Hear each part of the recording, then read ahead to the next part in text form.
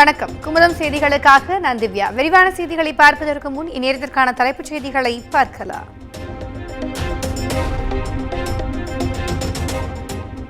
இரண்டாயிரத்தி 19 தேர்தலுக்கு பின் இமயத்தில் 2024 தேர்தலுக்கு பின் குமரியில் மீண்டும் வெற்றிக்கு விடுத்திடுமா மோடியின் தியானம்?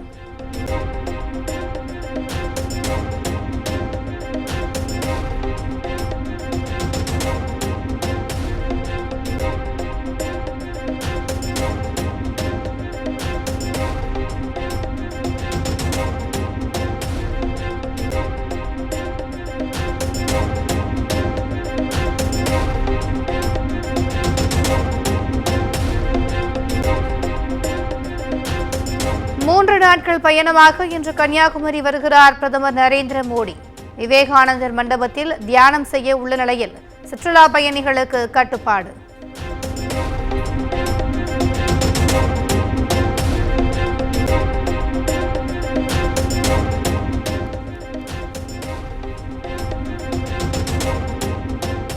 ஜூன் 1ஆம் தேதி முதல் 3ஆம் தேதி வரை தமிழகத்தில் கனமழைக்கு வாய்ப்பு.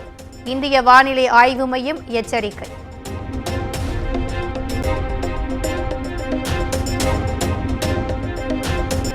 தேசிய திறந்தவெளி பள்ளியின் சான்றிதழ்கள் உயர்கல்விக்கு மட்டுமே பொருந்தும். அரசு பணி நியமனம் மற்றும் பதவி உயர்வுக்கு கருத்தில் கொள்ள இயலாது என பள்ளிக் கல்வித்துறை அறிவிப்பு.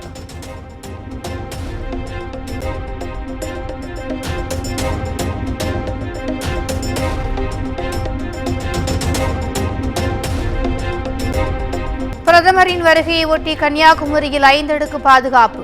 ட்ரோன்களுக்கு தடை விதிக்கப்பட்ட நிலையில் தீவிர கண்காணிப்பில் போலீசார்.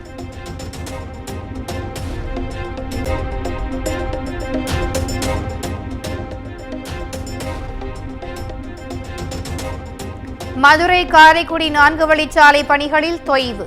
சாலை எங்கும் கொட்டப்பட்டுள்ள ஜல்லிக்கற்களால் வாகன ஓட்டிகள் அவதி.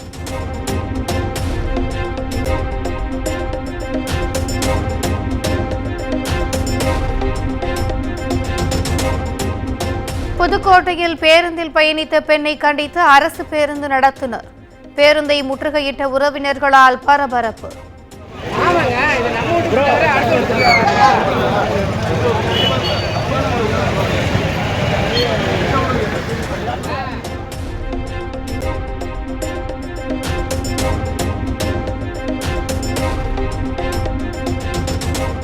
கோவையில் காமமோகத்தில் தாக்குதலுக்கு உள்ளான 4 வயது குழந்தை சிகிச்சை பலனின்றி பலி.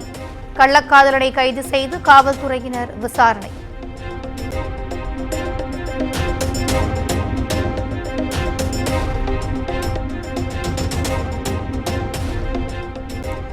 திருவள்ளூர் அருகே தடை செய்யப்பட்ட போதை மாத்திரைகள் கடத்த முயற்சி. மும்பையிலிருந்து சென்னைக்கு ரயில் மூலம் கடத்தி வந்த 4 பேர் கைது.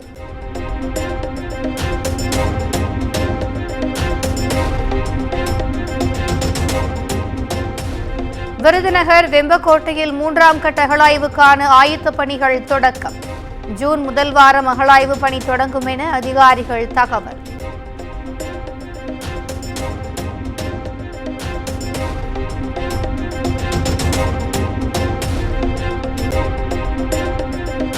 உத்தரப்பிரதேசத்தின் புலன்ஷரில் ஊருக்குள் புகுந்து வெளியேறிய முடியாமல் தவித்த முதலை பத்திரமாக மீட்டு மீண்டும் காட்டுப்பகுதியில் விடுவித்த வனத்துறையினர்.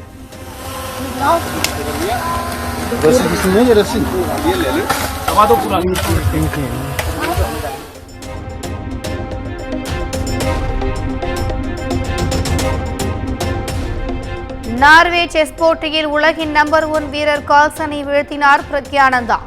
3 சுற்றுகள் முடிவில் 5.5 புள்ளிகளுடன் முதலிடத்தை பிடித்து அசத்தல்.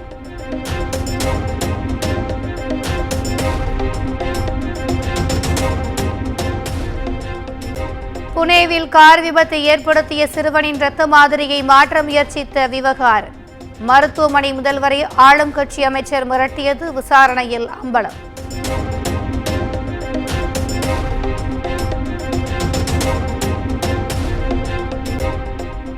ரிமல் புயல் எதிரொலியாக மணிப்பூரின் இம்பாலில் வெள்ளம்.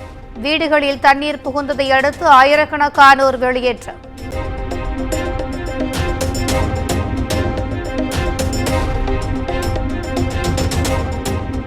காசாவில் மேலும் 7 மாதங்களுக்கு போரை தொடர இஸ்ரேல் திட்டம். ரஃபா தாக்குதலுக்கு கண்டனம் வலுக்கும் நிலையில் திட்டவட்டம்.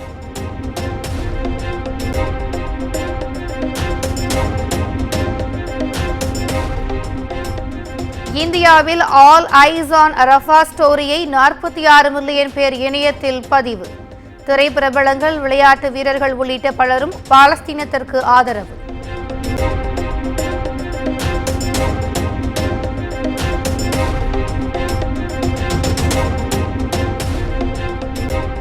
குட் பேட் அக்லி படத்தை தொடர்ந்து ஜூன் 24ஆம் தேதி தொடங்குகிறது விடாமுயற்சி படப்பிடிப்பு. தீபாவளிக்கு படம் வெளியாகும் என எதிர்பார்க்கப்பட்ட நிலையில் படக்குழு அறிவிப்பு.